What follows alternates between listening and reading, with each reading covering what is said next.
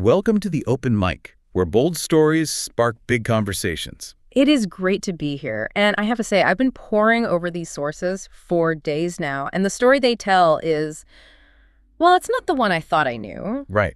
Because on the surface, we all saw it happen. Yeah. The fall of Syrian President Bashar al-Assad. It was, headline news across the globe. Absolutely. We saw the maps on CNN changing color. We saw the footage of statues being pulled down. It felt like a classic, almost textbook regime collapse. The huge geopolitical event, the end of an era. Exactly. That was the official story, the wide shot. But the sources we have for this deep dive today, they give us something else entirely. We're talking palace insiders, former drivers, intelligence reports, even accounts from his new life in exile. And they paint a much, much stranger picture. Stranger is an understatement. Sordid might be a better word. We're not just talking about geopolitical pressures. We're talking about smartphone addiction, sexual intrigue, and a leader who is just profoundly disconnected from his own reality. So the mission for this deep dive isn't just to look at how the regime fell apart. No, it's to look at why.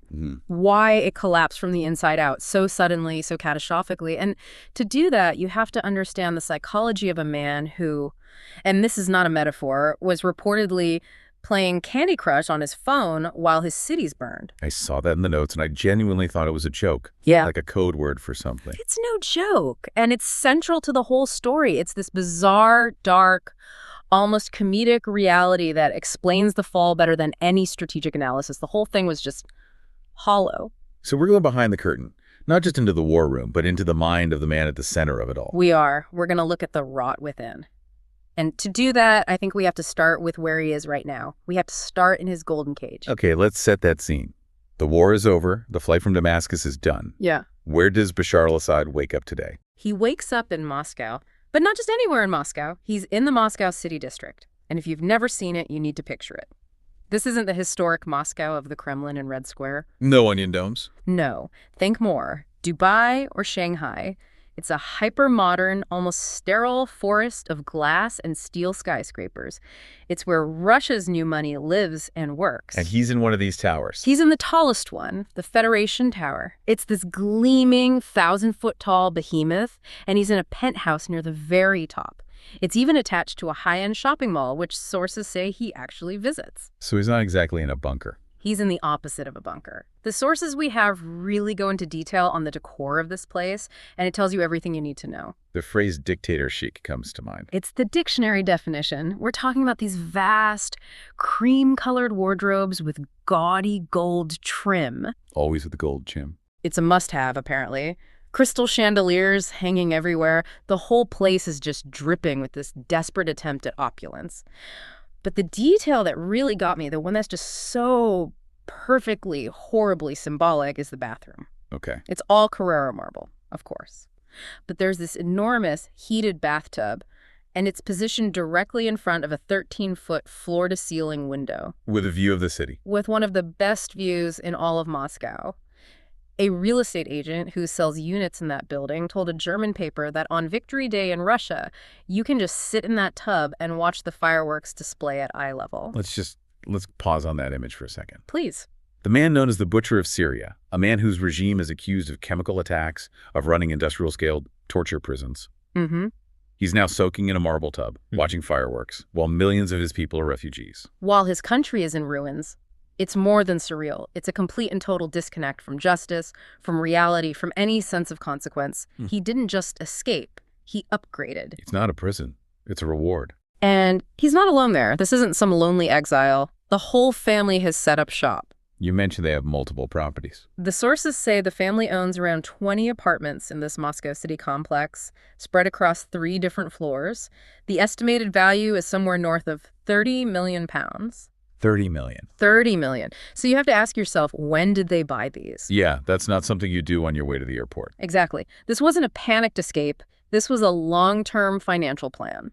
This was their golden parachute, bought and paid for with money siphoned from the Syrian state over years. They always had an exit strategy. And the family dynamics in this new life, they're also pretty grim. His wife, Asma al-Assad, for instance. Right. Asma's situation is complicated. She was once marketed to the West as this, rose in the desert. A modern, educated, glamorous face for the regime. Before the war stripped all that away. Completely. And now she's reportedly in serious condition. She's battling leukemia. And on a human level, that's obviously a terrible thing for anyone to go through. Of course.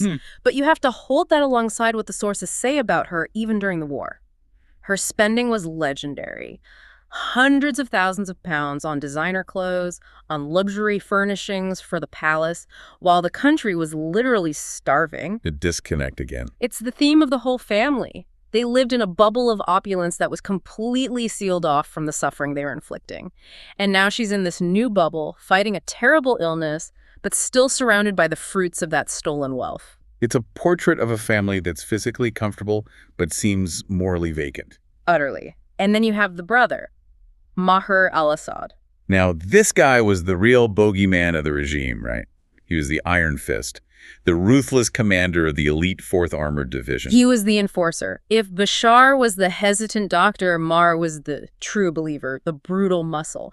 Everyone assumed if the regime ever fought to the last man, he would be that last man. So where is he? Organizing a resistance from a safe house. He's at the Four Seasons Hotel in Moscow. So Four Seasons. And according to the reports we've seen, he spends his days drinking and smoking hookah in the hotel lounge. You're kidding me. The great warrior is just lounging. The fight is over. The ideology, if it was ever really there, has completely evaporated. They're not revolutionaries. They're not statesmen. They're just a family of incredibly wealthy, disgraced refugees with nothing to do. Which brings us back to Bashar himself. Yeah. Because what he's doing with his time might be the most absurd detail of all. It really might be. The sources say he's brushing up on his ophthalmology. His eye doctor training. His eye doctor training. For listeners who don't know, before his older brother died in a car crash and he was unexpectedly thrust into the line of succession, Bashar was training to be an ophthalmologist in London. He was the nerdy second son, not the heir apparent. Correct. And now, after 24 years as a dictator, after a war that killed 500,000 people, he's apparently hitting the medical textbooks again. He's trying to remember how to examine a retina. What is that, psychologically? Is it a complete break from reality? I think it's the ultimate act of denial. It's him trying to surgically remove the last quarter century from his life story. He's trying to revert to the man he was before the presidency, before the war, before the blood. That whole dictator thing was just a weird phase. Now, where were we? Yes, glaucoma. It's exactly that. He's attempting to reset his own identity. He never wanted to be the strongman his father was. He saw himself as an intellectual, a modernizer, a doctor. By going back to ophthalmology, he's trying to put the white coat back on over the bloodstained suit. It's a quiet life, the sources say. Isolated. He's got Russian bodyguards, paid for by the Kremlin. He's essentially a protected asset. Or trophy. A symbol of a certain kind of Russian foreign policy success, I suppose. But he has no power, no agency. He's a living exhibit in a museum of failed tyrants. Okay, so that's the bazaar now, the gilded cage. But to understand how the bars of that cage snapped shut, we have to go back. We have to look at the rot inside the palace before the fall. This is where it gets really dark. This is where we move from political failure to deep personal dysfunction. And we have to start with the single most unbelievable detail, the Candy Crush revelation. It sounds like a joke. It sounds like a dismissive metaphor, but source after source, people who were in the room, intelligence intercepts, they all confirm it. He was obsessed with video games on his phone, and Candy Crush was his favorite. While war was happening. While the war was in its most critical phases, while his economy was in absolute freefall, his response to existential crises was to retreat into his private office, pull out his phone, and spend hours matching colored candies. There's one report from a former Hezbollah operative. These are not guys who joke around. They're deadly serious. And he just expressed total astonishment. He said Assad would disappear for hours while major military decisions were waiting on his desk. And you have to ask why. Why that specific escape? Right. It's not like he was playing a complex strategy game like Civilization or something, which you could almost argue was, practice. That's the key. A strategy game is too much like work. It requires complex thought, planning, dealing with consequences. Candy Crush is the opposite. It's mindless. It's a dopamine hit. It's a perfect, simple, controllable world. In the real world, he's losing a province. His allies in Iran are yelling at him. His generals are giving him bad news. It's messy, it's stressful, it's uncontrollable. But in the game? In the game, you swipe, you match 3 gems, they vanish, and the phone says, "Sweet, or tasty, you get points, you win. It was a psychological retreat. He couldn't win the war, but he could beat level 347. So it wasn't just laziness. It was an active choice to disengage from a reality he couldn't handle. He mentally checked out long before he got on that plane to Moscow. He had abdicated his responsibilities in favor of a virtual world he could control. While his generals were pointing at maps showing strategic losses, he was just trying to clear the jelly. But his distractions weren't just limited to his phone. The sources paint a picture of a palace that had become deeply decadent and corrupt. Yes, the sordid side of things. Multiple reports allege that Assad became, in their words, obsessed with sex. And this obsession brings a key figure into the spotlight, Luna al-Shibal. Tell us about her. Who was she? She's a really pivotal character in the regime's final years. She began her career as a journalist, believe it or not. She worked for Al Jazeera. She was well-spoken, sharp, had a modern image. How did she get into the inner circle? She became a media advisor to Assad, and from there, her influence just exploded. Sources widely claim she also became his lover. But her role was much more than that. She became a power broker, a gatekeeper. And this is where the real damage starts. This is where the rot accelerates. She, along with Assad, began to systematically purge the old guard. The seasoned, experienced, often brutal officials from his father's era were pushed aside. And he replaced them. A new court of younger, inexperienced sycophants who owed their loyalty entirely to her and to Bashar. Competence was replaced by flattery. The entire state apparatus was hollowed out and filled with people who wouldn't deliver bad news. Then the allegations get much, much darker than just political maneuvering. They do. Several sources allege that one of her roles was to procure women for Assad. And not just anyone. No. The reports specifically mention that she arranged for the wives of senior Syrian military officers to be brought to the palace. I mean, that's just regime suicide, isn't it? The one group you cannot afford to alienate is the high command of your own army. It's poison. Pure poison. Think about it. The military structure is built on a foundation of loyalty, respect, a code of honor.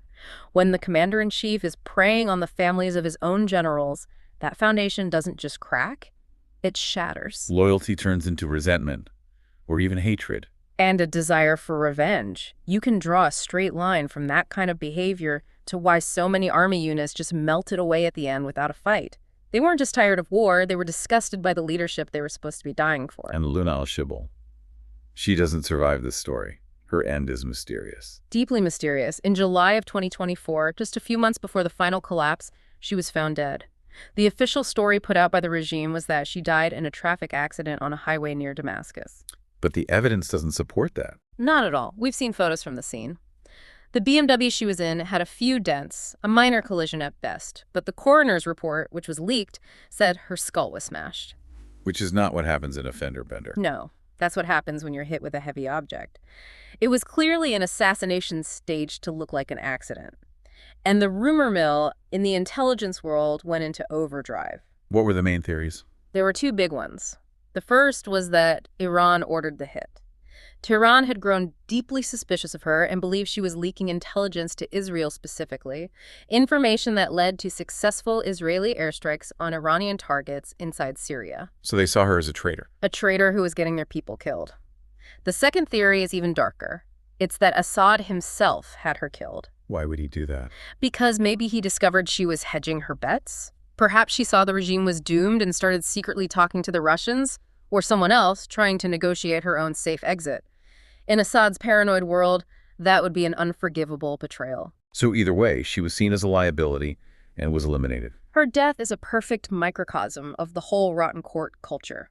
Betrayal, paranoia, incompetence, and murder, all happening within the walls of the palace while the country fell apart outside. It's this internal decay, this hollowed-out core, that sets the stage for the final collapse.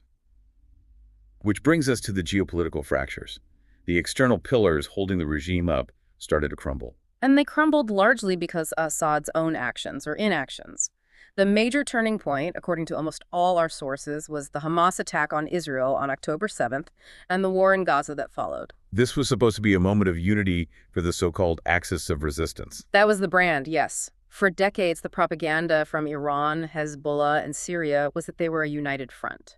An attack on one was an attack on all. But when the war in Gaza exploded and Israel began striking targets all over the region, What did Assad do? He did nothing. He said nothing. He went completely silent. So while his primary allies, Iran and Hezbollah, are getting into direct conflicts with Israel, And losing key commanders, eventually including Hezbollah's leader, Hassan Nasrallah himself, Assad just sat on the sidelines hoping the storm would pass him by. that silence must have been deafening in Tehran. It was seen as the ultimate betrayal. The suspicion in Iran wasn't just that he was being a coward. The fear was that he was being actively treacherous. They started to believe the rumors that he was secretly feeding intelligence to Israel to keep himself safe. He was trading his allies' security for his own. Whether it's true or not, that's what Tehran believed. And in that moment, the trust that had propped up his regime for a decade completely shattered. He lost his most important patron. Okay, so that's Iran. What about the other pillar, Russia?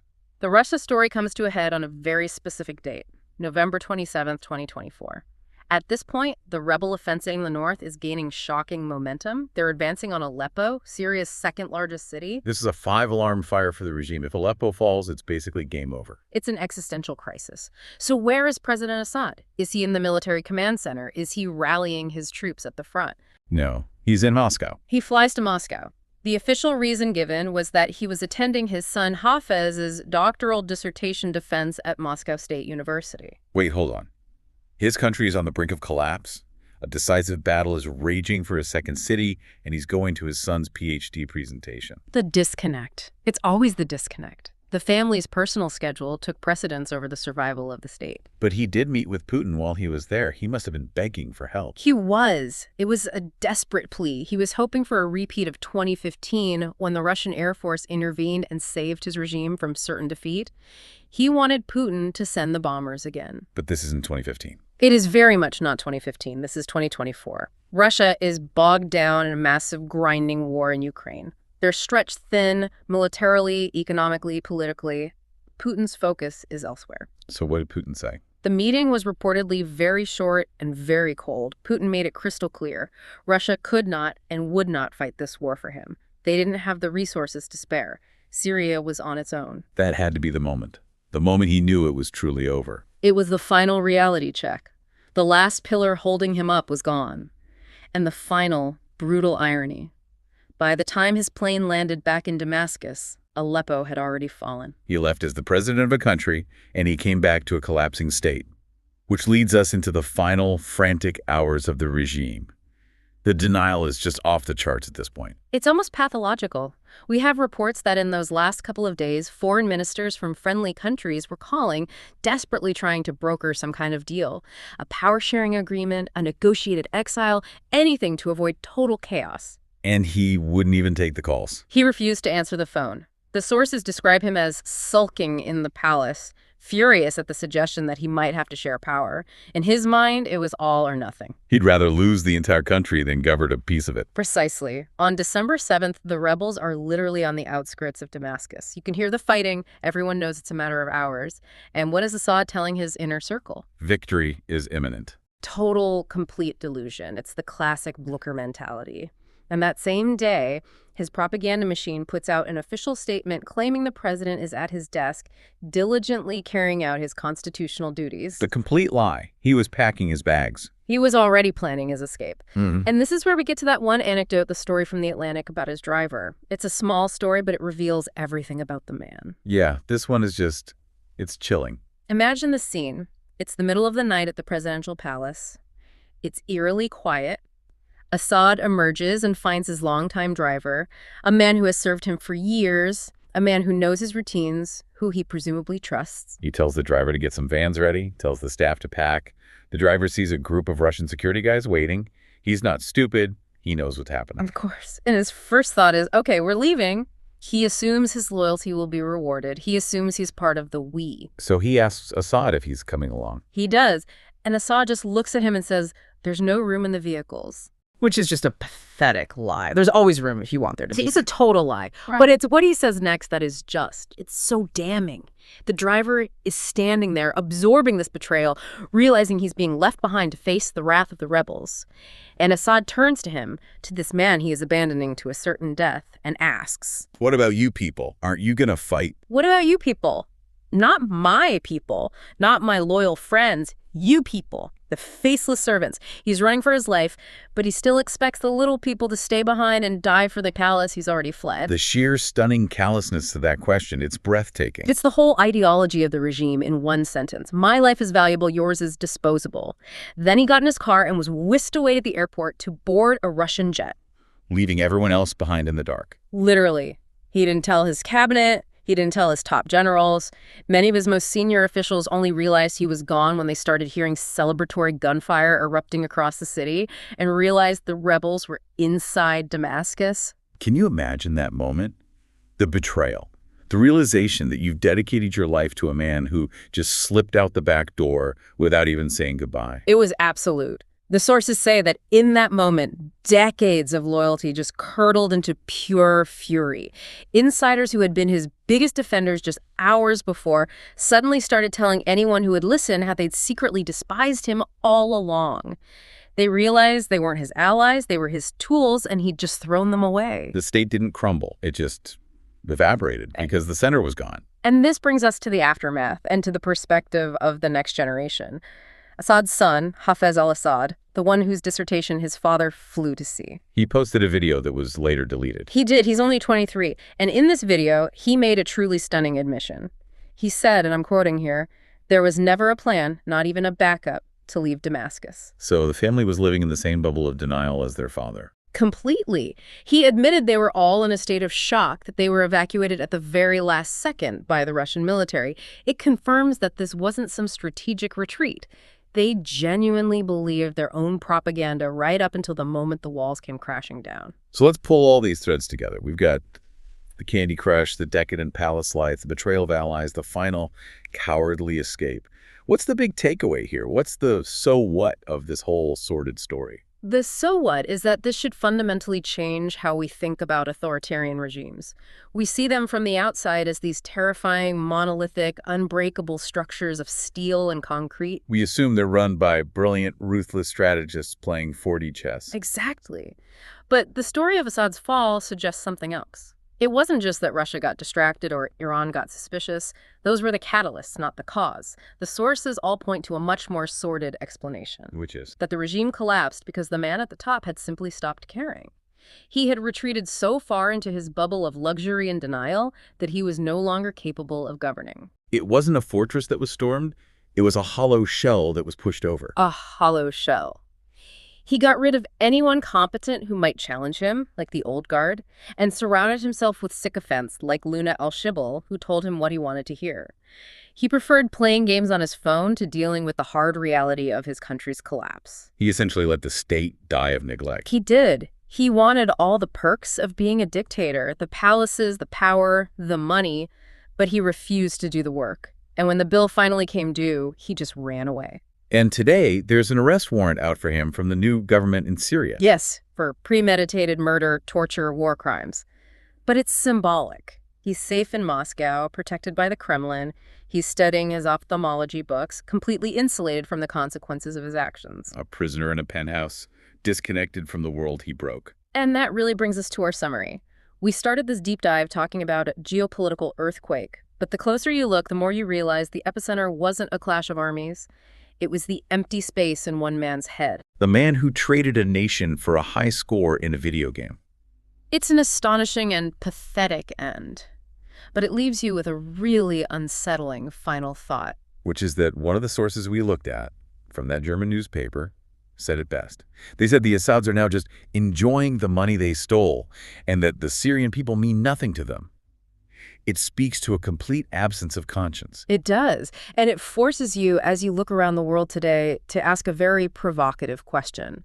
When we see these other authoritarian regimes, the ones that look so powerful and terrifying from the outside, how many of them are actually being run by leaders who have already mentally checked out? How many of these supposedly unbreakable states are actually just as hollow as Assad's was, run by a narcissist who is just playing games, ignoring reality, and waiting for the moment they too have to call for a ride to the airport? It really makes you wonder how many of these iron-fisted regimes are actually just empty shells waiting for a single gust of wind to knock them over. It changes how you view power itself.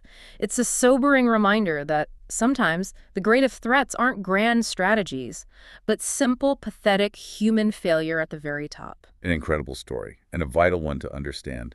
Thanks for joining us for this deep dive. A pleasure as always. We'll see you next time on The Open Mic.